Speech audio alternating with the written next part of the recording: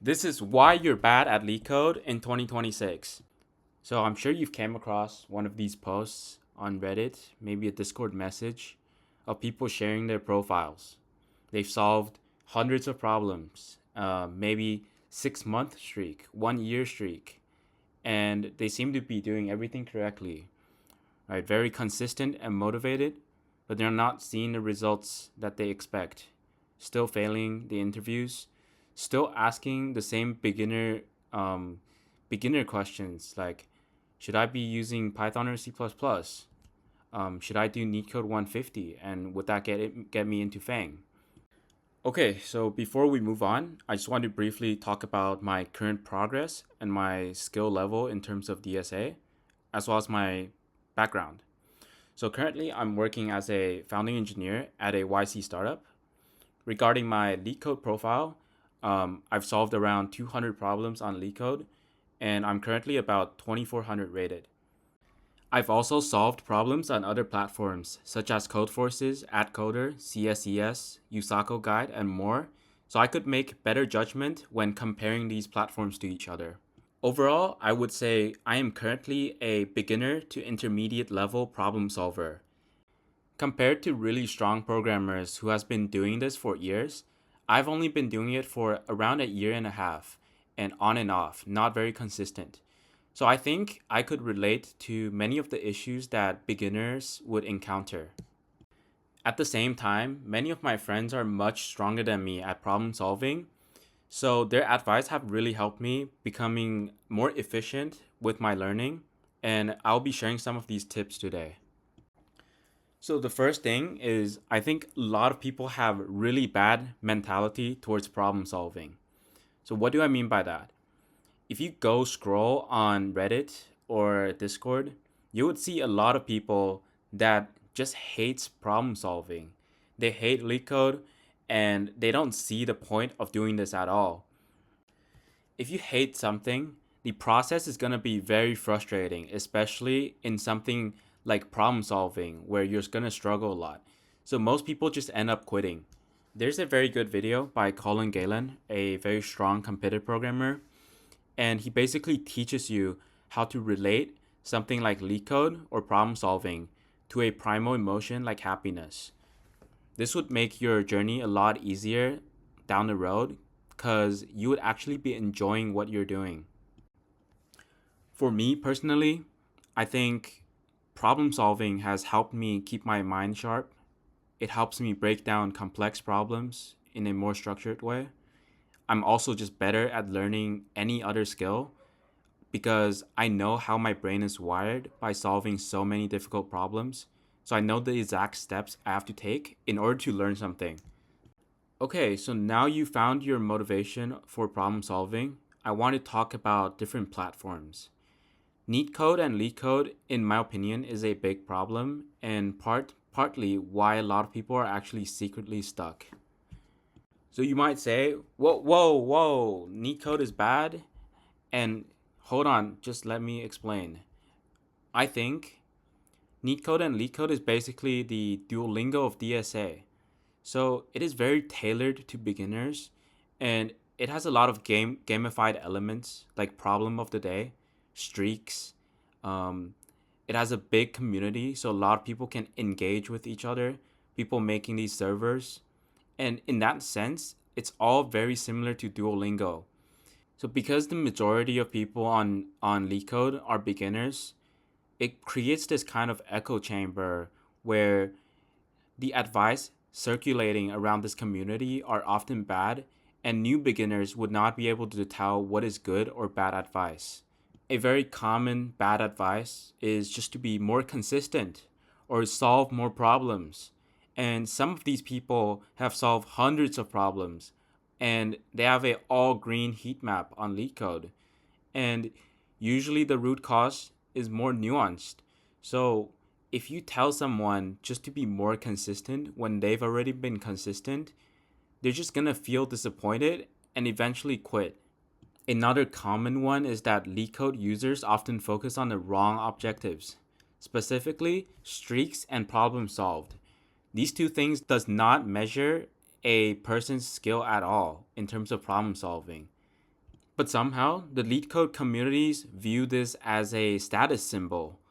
When you have a all green graph or solving thousands of problems, maybe 1,000, 1,500 problems, they view you as a celebrity and they're going to upvote you. They're going to assume that you're really, really good at problem solving. Then I check their rating graph and they're solving 2 problems during weeklies, maybe 1,700 rated after solving 1,000 problems. I actually feel concerned for you. Imagine someone at the gym working out for 5 years, and I look at him and he's still fat and like 30-40% body fat. I would probably be skeptical of their training routine. So when beginners focus on consistency and problem solved, I usually view it as a major red flag, and it's likely going to be damaging to their growth because they're focusing on the wrong things.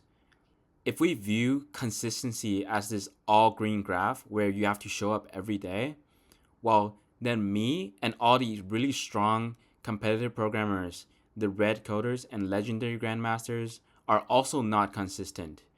I probably solve problems twice a week, and that's fine because I care more about actually understanding the problems and ideas rather than a arbitrary streak. And just to clarify, I'm not saying consistency is bad, but having a consistency on a weekly basis is much better than having it on a daily basis. Essentially, you don't want to burn yourself out by doing problem of the day and forcing yourself to do stuff when you know you're not going to learn anything. So when you use a platform that's not LeetCode or Neetcode, you're less likely going to be exposed to bad habits like this. There's many more examples, such as bad AI generated editorials on LeetCode, people using spaced repetition to memorize problems, things like flashcards or even Anki flashcards, and many more. If you could go on LeetCode and Neetcode and not fall into any of these traps, by all means, go ahead and use it. The problems are actually good, but as a beginner, I feel like people just don't know better. And in that case, I would highly recommend checking out other platforms as well. And this is just for exposure to other ideas and not being stuck in this echo chamber. So overall, I think LeetCode and Neetcode might be a good place to start because it's so popular, but I wouldn't spend more than 2 months on it. Especially if you're a student, maybe you're a freshman or sophomore with many years to prepare for DSA, you should view it as a skill that you could grind, maybe even think of it as a video game. And you should think more about the long term rather than this short term grinding, cramming, doing just the bare minimum to pass an interview. Additionally, I think Neetcode 150 has been outdated for a while. It was tailored for people in 2021 with much easier DSA interviews. So in 2026, I think you should be building a more generalizable skill set so you can reuse these tools later for future interviews. I'm sure no one wants to be paying for LeetCode Premium 2 years down the line when they want to switch jobs, right? To me, a good starting point would be picking 2 platforms, one with a topic-based learning, such as USACO Guide or CSCS, maybe even Neetcode is fine. And then you should also pick an archive. An archive is a platform with a lot of random problems. And this is the part that a lot of LeetCode users miss. They only look at the topic-based learning and they never do random problems. Let me just ask you a question. Are you going to be able to see the tags during an interview? You're probably not going to be able to. And it's a separate skill being able to kind of decipher and filter out what techniques and ideas to use on a brand new problem. So this is why you also need randomized practice. In terms of how long before you read an editorial, there's this really good comment made by a legendary grandmaster, which I'll show here. You can pause and look at it because I don't think I could state it better myself. In terms of difficulty, I think people should just solve anything slightly above their skill level. Most people overthink difficulty, and there's these ladders where you would solve 31 800s, then you solve 31 900s. And in my opinion, there's no difference between 800s and like 1100s, because think about it. For a lot of these sites, maybe for one contest, there's more cheaters, and the problem got deflated because of that. So yeah, just don't take difficulty too seriously and just solve anything within your reach. With my method, at this point, I don't even practice LeetCode for any interviews anymore. I just focus on the non DSA parts, such as domain knowledge, implementation problems, more creative problems, or like behaviorals. So I also want to get into the difference between LeetCode and competitive programming sites.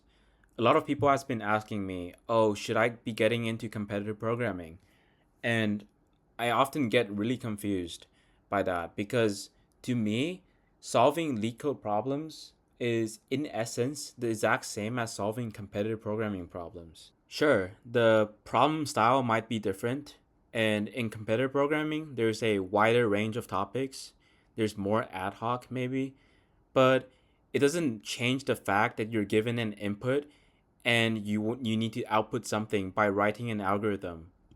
So I think you should give it a try. There's no downsides to it, and in my opinion, the problem statements are often more interesting. The competition aspect to it might be more motivating as well. And in my opinion, the problems also incentivizes more thinking and actual understanding, rather than in LeetCode. They're really standardized and could often be solved by just plugging and pasting a maybe a standard template. There's also two misconceptions that I would like to clear up.